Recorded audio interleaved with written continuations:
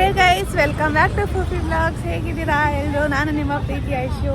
So ಇವತ್ತು ಆಫೀಸಿಂದ ಲಂಚಿಗೆ ಈಚೆ ಬಂದಿದ್ದೀವಿ, ನಾನು, ಶ್ರೀನಿಧಿ ಮತ್ತು ಸಚಿನ್.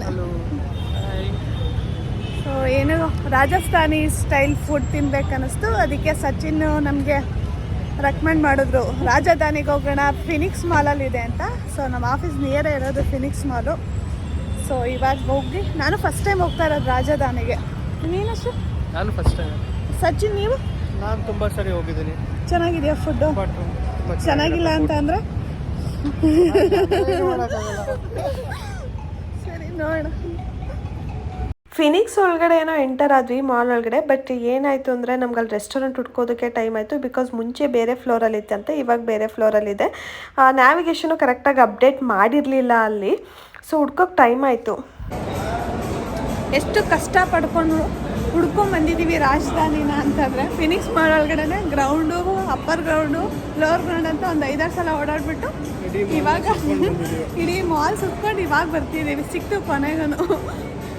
ಸೊ ರಾಜಧಾನಿ ಆ್ಯಕ್ಚುಲಿ ಓರಿಯನ್ ಮಾಲಲ್ಲೂ ಇದೆ. ನಾನು ಯಾವಾಗ ಓರಿಯನ್ ಮಾಲ್ಗೆ ಹೋದಾಗಲೂ ನೋಡ್ತಾ ಇದ್ದೆ. ಸೊ ಬಟ್ ನಾನು ಯಾವತ್ತೂ ವಿಸಿಟ್ ಮಾಡಿರಲಿಲ್ಲ. ಸೊ ಇದೇ ಫಸ್ಟ್ ಟೈಮ್ ನಾನು ವಿಸಿಟ್ ಮಾಡ್ತಾ ಇರೋದು. ನೋಡೋಣ ರಾಜಸ್ಥಾನಿ ಸ್ಟೈಲ್ ಫುಡ್ ಹೇಗಿರುತ್ತೆ ಅಂತ. ಸೊ ಒಳಗಡೆ ಎಂಟರ್ ಆದ ತಕ್ಷಣ ನನಗೆ ಅನ್ನಿಸ್ತು ಮೋಸ್ಟ್ಲಿ ನಾನು ಇಲ್ಲಿ ಊಟ ಅಂತೂ ಫಿನಿಷ್ ಮಾಡೋಕ್ಕಾಗಲ್ಲ ಅಂತ.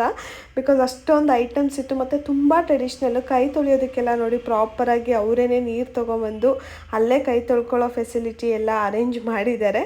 ಸೊ ಪ್ರಾಪರಾಗಿ ಇವಾಗ ಮನೆಗೆ ಯಾರಾದರೂ ಅತಿಥಿಗಳು ಬಂದರೆ ಹೇಗೆ ಟ್ರೀಟ್ ಮಾಡ್ತಾರೆ ಆ ಥರ, ಇಂಡಿಯನ್ ಸ್ಟೈಲಲ್ಲಿ ಹೆಂಗೆ ಟ್ರೀಟ್ ಮಾಡ್ತಾರೆ ಆ ಥರ ಇತ್ತು.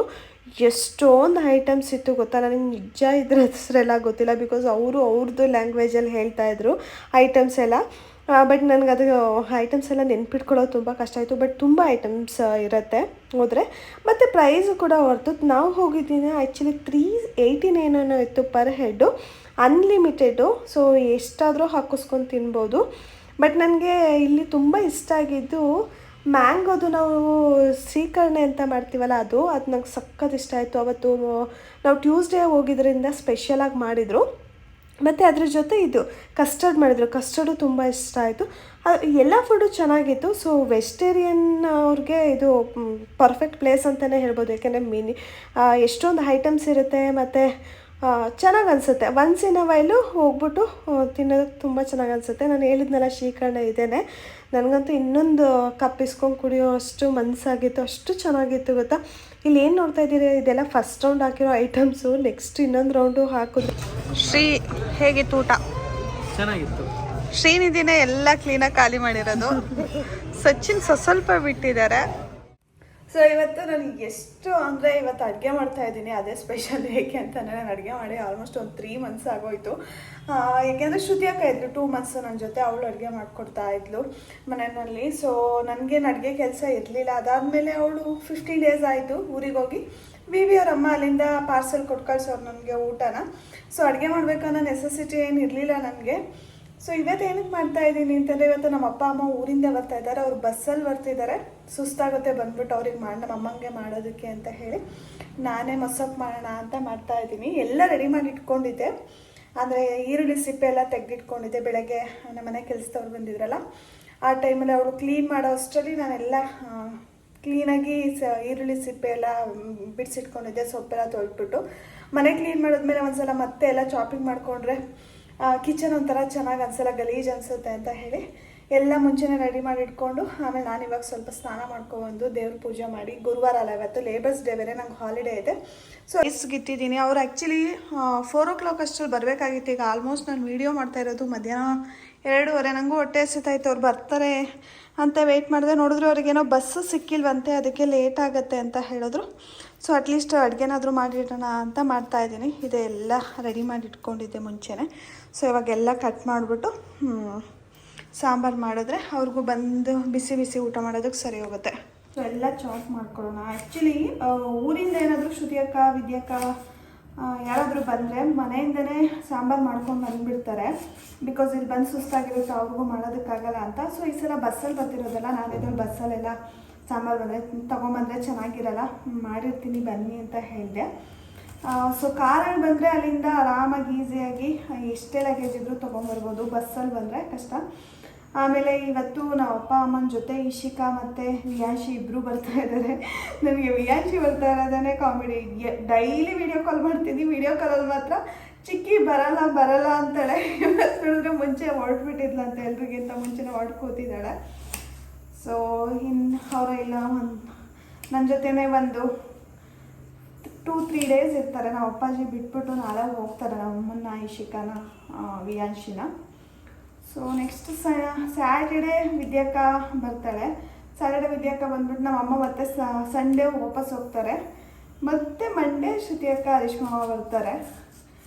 ಸೊ ಈ ವೀಕ್ ಫುಲ್ ನಮ್ಮ ಮನೆಯವ್ರು ಇಲ್ಲೇ ಕಂಪ್ಲೀಟಾಗಿ ಇದ್ದಾಗುತ್ತೆ, ಎಲ್ಲರೂ ನೋಡ್ದಂಗೆ ಆಗುತ್ತೆ. ನಾನೇ ಆ್ಯಕ್ಚುಲಿ ಊರಿಗೆ ಹೋಗಿಲ್ಲ, ತುಂಬ ದಿನ ಆಗಿದೆ. ಸೊ ನನಗೆ ಈ ಥರ ದೊಡ್ಡ ಪ್ಲೇಸ್ ಇರೋದ್ರಿಂದ ಸ್ಲ್ಯಾಬ್ ನಂದು 2 ಕಡೆ ಇದೆ, ಆ ಕಡೆ ಮತ್ತು ಈ ಕಡೆ. ಸೊ ಒಂದು ಕಡೆ ಎಲ್ಲ ಏನು ಬೇಕು ಐಟಮ್ಸ್ ಎತ್ತಿಟ್ಕೋತೀನಿ, ಈ ಕಡೆ ಚಾಪಿಂಗ್ ಮಾಡ್ಕೊಳೋಕ್ಕೆಲ್ಲ ಜಾಗ ಇರುತ್ತೆ. ಆ್ಯಕ್ಚುಲಿ ಸ್ಲ್ಯಾಬ್ ಮೇಲೆ ಚಾಪ್ ಮಾಡಬಾರ್ದು, ಬಟ್ ನಾನು ಯಾವ ಚಾಪಿಂಗ್ ಬೋರ್ಡ್ ಇಟ್ಕೊಂಡಿಲ್ಲ. ಚಾಪಿಂಗ್ ಬೋರ್ಡ್ ಇಟ್ಕೊಂಡಿದ್ದೆಲ್ಲ ಅದೊಂಥರ ಎಷ್ಟೋ ಟ್ರೈ ಮಾಡಿದೆ. ಅದ್ರ ಮೇಲ್ಗಡೆ ಪ್ಲಾಸ್ಟಿಕ್ ಥರ ಎದ್ದೇಳೋದು, ಇಲ್ಲ ಮರದ ತೊಗೊಂಡ್ರೆ ಚಾಕಲ್ಲಿ ಕಟ್ ಮಾಡ್ತೀವಲ್ಲ ಅದೊಂಥರ ಸಿಪ್ಪೆ ಥರ ಎದ್ದೇಳೋ ಥರ ಆಗ್ತಾಯಿತ್ತು. ಸೊ ಯಾವತ್ತೋ ಒಂದಿನ ಅಡುಗೆ ಮಾಡೋದಕ್ಕೆ ಏನು ಕಡೆ ಕೆರೆಸ್ಕೊಳ್ಳೋಣ ಅಂತ ಇಟ್ಕೊಂಡಿಲ್ಲ, ಸ್ಲ್ಯಾಬ್ ಮೇಲೆ ಕಟ್ ಮಾಡ್ತೀನಿ.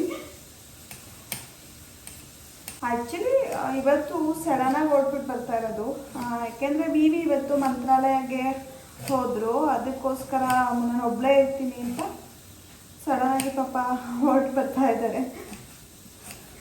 ಬರಬೇಕಂತ ಅಂದ್ಕೊಂಡಿದ್ರು, ಬಟ್ ನಾಳೆ ಬರಬೇಕು ಅಂತ ಅಂದ್ಕೊಂಡ್ರು. ನಾನು ಮೊನ್ನೆ ಫೋನ್ ಮಾಡಿಬಿಟ್ಟು ಸಡನ್ನಾಗಿ ಇಲ್ಲ ವಿ ಇರಲ್ಲ, ನಾಳೆನೇ ಬನ್ನಿ ಅಂತ ಹೇಳಿದೆ. ಪಾಪ ಬರ್ತಾ ಇದ್ದಾರೆ. ಆ್ಯಕ್ಚುಲಿ ಅಲ್ಲಿ ಫೋನ್ ಮಾಡಿದ್ದೆ ಊರಿಗೆ, ಬಸ್ಗಳು ತುಂಬ ರಶ್ ಅಂತೆ. ಬಸ್ಸಿಗೆ ಬರೋದು ಅಂದ್ರೆ ಹಿಂಸೆ, ಸಿಕ್ಕಾಪಟ್ಟೆ ರಶ್ ಇರುತ್ತೆ, ಮತ್ತು ಬಿಸಿಲು ಬರೋಕ್ಕಾಗಲ್ಲ, ಆಪ್ಷನ್ ಇಲ್ಲ ಅಂತ ಇವತ್ತು ಪಾಪ ಬಸ್ಸಲ್ಲಿ ಬರ್ತಾ ಇದ್ದಾರೆ.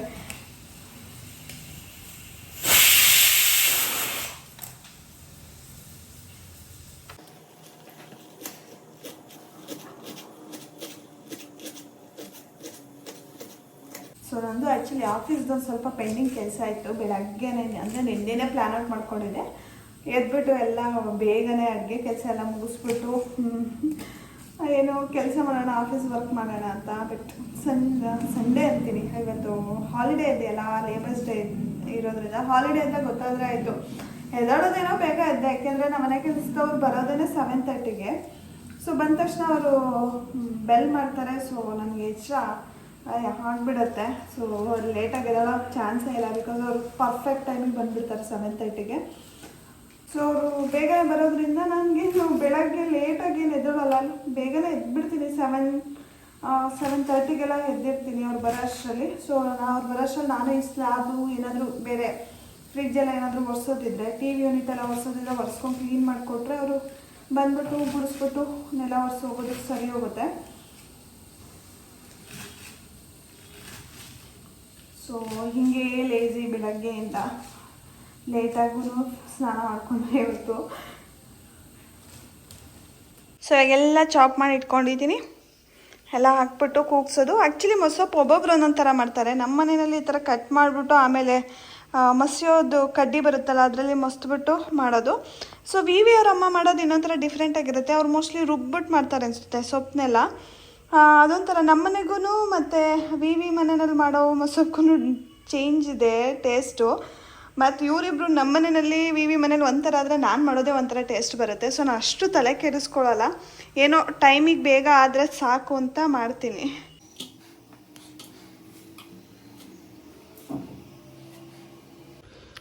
ಸೊ ರೈಸ್ ಹಾಕ್ಕೊಂಡಿದ್ದೀನಿ, ಸಾಂಬಾರು ಇನ್ನೇನು ಆಯಿತು. ಸೊ ಇವಾಗ ಒಗ್ಗರಣೆಗೆ ಹಾಕ್ಬಿಟ್ಟು ಇನ್ನೊಂದು ರೌಂಡು ಕುದಿಸ್ತಾ ಇದ್ದೀನಿ.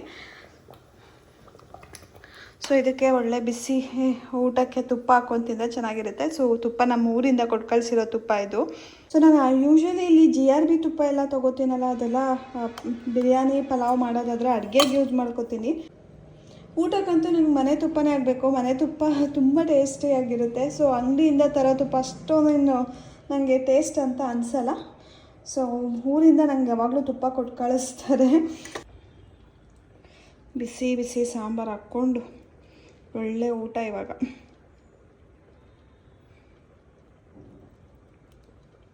ನಾನು ಅಟ್ಲೀಸ್ಟ್ ಒಂದು 4-5 ಗಂಟೆ ಇನ್ ಬಿಟ್ವೀನ್ ಬರ್ತಾರೆ ಅಂತ ಅಂದ್ಕೊಂಡಿದ್ದೆ. ಬಟ್ ಇವ್ರು ಬರೋ ಅಷ್ಟರಲ್ಲಿ 7 ಗಂಟೆ ಆಯಿತು.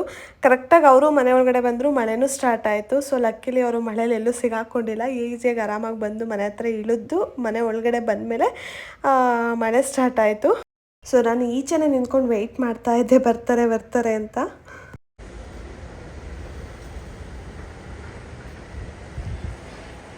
ಓಯ್ ಪಾಪು, ಇಲ್ಲಿ ಮೇಲೆ, ಇಲ್ಲಿ ಈ ಕಡೆ.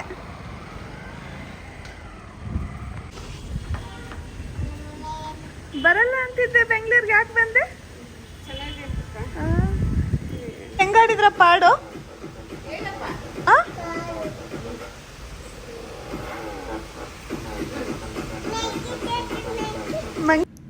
ಊರಿಂದ ನನಗೆ ಅಂತ ರವೆ ಉಂಡೆ ಚಕ್ಲಿ ಮಾಡ್ಕೊಬಂದಿದ್ರು. ಮತ್ತು ಮಾವಿನಕಾಯಿ ಸೀಸನ್ ಅಲ್ವಾ, ಸೊ ಮಾವಿನಕಾಯಿ ತೊಗೊಂಬಂದಿದ್ರು. ನಂಗೆ ಮಾವಿನಕಾಯಿಗೆ ಉಪ್ಪು ಖಾರ ಹಾಕ್ಕೊಂಡು ತಿನ್ನೋದನ್ನು ಸಖತ್ ಇಷ್ಟ, ಸಖತ್ ಟೇಸ್ಟಿಯಾಗಿರುತ್ತೆ, ನಂಗೆ ತುಂಬ ಇಷ್ಟ. ಮತ್ತು ಹಣ್ಣಲ್ಲೂ ಅಷ್ಟೇ, ನಂಗೆ ಮ್ಯಾಂಗೋ ಅಂದ್ರೇ ತುಂಬ ಇಷ್ಟ. ಮತ್ತು ಮಾವಿನಕಾಯಿ ಉಪ್ಪಿನಕಾಯಿ ತೊಗೊಂಬಂದಿದ್ರು. ಯಾಕೆ ನಂದಿದೆಲ್ಲ ಒಂದಷ್ಟೇ ತಗೋಬೇಕು.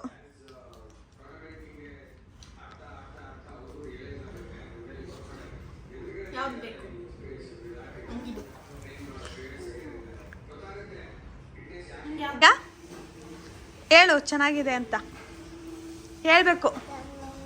ಚೆನ್ನಾಗಿಲ್ಲ. ನಮ್ಮಮ್ಮನ ಕೇಳ್ತಾ ಇದ್ದೆ ಆರಾಮಾಗಿಲ್ಲ ಬಸ್ಸಲ್ಲಿ ಅಂತ, ಬಿಕಾಸ್ ಅವಳು ವಿಯಾಂಶಿ ಫಸ್ಟ್ ಟೈಮ್ ಬಸ್ಸಲ್ಲಿ ಬರ್ತಾ ಇರೋದು. ಬಸ್ ಆ್ಯಕ್ಚುಲಿ ಚೆನ್ನಾಗಿಲ್ಲ, ಇಳಿಯೋಣ ಬಸ್ ಚೆನ್ನಾಗಿಲ್ಲ ಅಂತಿದ್ಲಂತೆ. ಬಟ್ ಮೆಟ್ರೋಗೆ ಹತ್ಕೊಂಡ ತಕ್ಷಣ ಚೆನ್ನಾಗಿದೆ, ತಣ್ಣಗಾಗ್ತಿದೆ ಅಂತಿದ್ಲಂತೆ. ಸೊ ಇದೇ ವ್ಲಾಗ್ನ ನೆಕ್ಸ್ಟ್ ಕಂಟಿನ್ಯೂ ಮಾಡ್ತೀನಿ. ಸೊ ಇಲ್ಲಿಗೆ ಇವತ್ತಿನ ವ್ಲಾಗ್ನ ಮುಗಿಸ್ತಾ ಇದ್ದೀನಿ. ಯಾರೆಲ್ಲ ನನ್ನ ವೀಡಿಯೋ ನೋಡ್ತಾ ಇದ್ದೀರಾ, ಇಷ್ಟ ಆಗಿದ್ರೆ ಲೈಕ್ ಮಾಡಿ, ಶೇರ್ ಮಾಡಿ, ಸಬ್ಸ್ಕ್ರೈಬ್ ಮಾಡಿ. ನೆಕ್ಸ್ಟ್ ಸಿಗೋಣ ಮುಂದಿನ ವ್ಲಾಗಲ್ಲಿ. ಅಂಟಿಲ್ ದೆನ್ ಟೇಕ್ ಕೇರ್, ಬಾಯ್.